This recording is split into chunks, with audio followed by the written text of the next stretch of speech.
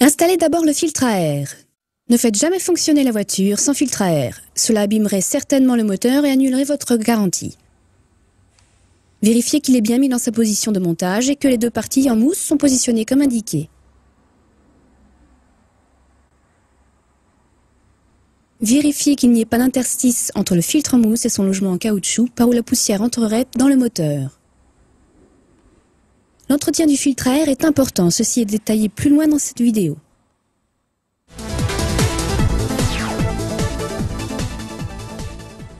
Remplissons le réservoir. Suivez toujours les indications du fabricant pour le stockage et la manipulation du carburant. Pour les meilleures performances, un démarrage facile et une longue durée de votre moteur, utilisez toujours du carburant nitro de haute qualité pour voiture. Nous conseillons une concentration en nitro entre 16 et 25%. Plus de concentration en nitro signifie plus de puissance, mais plus cher. C'est une bonne idée de toujours garder la même concentration en nitro et aussi toujours la même marque. Si vous changez de concentration de nitro ou de marque, vous devrez presque toujours régler le moteur.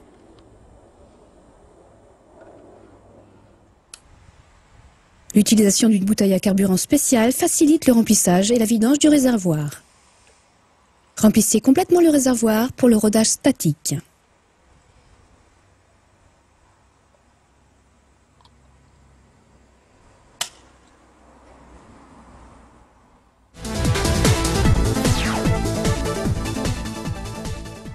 Nous allons commencer par roder le moteur. C'est indispensable pour obtenir les meilleures puissances, performances et longévité de votre moteur. Votre garantie peut être annulée si vous ne suivez pas ces étapes correctement. Retirez d'abord le filtre à air et ouvrez les gaz manuellement en tournant le servot pour que le carburateur soit ouvert d'un quart.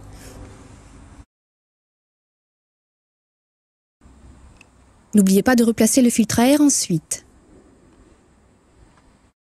Si vous avez changé le réglage des pointeaux ou que vous avez des problèmes pour démarrer, alors retournez au réglage de base plus loin sur cette vidéo. Les prochaines étapes montreront le Savage 25 SS avec lanceur. Le Savage 25 RTR possède un rotostart et est encore plus facile à démarrer.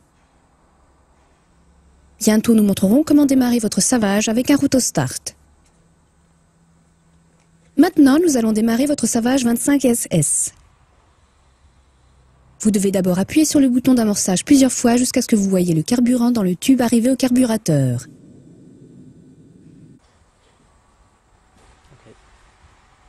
Puis appuyez encore 4 fois pour amorcer le moteur avec le carburant.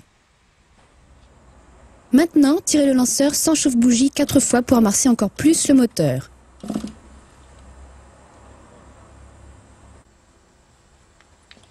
Ne jamais tirer la corde du lanceur plus de 30 cm car cela pourrait l'abîmer.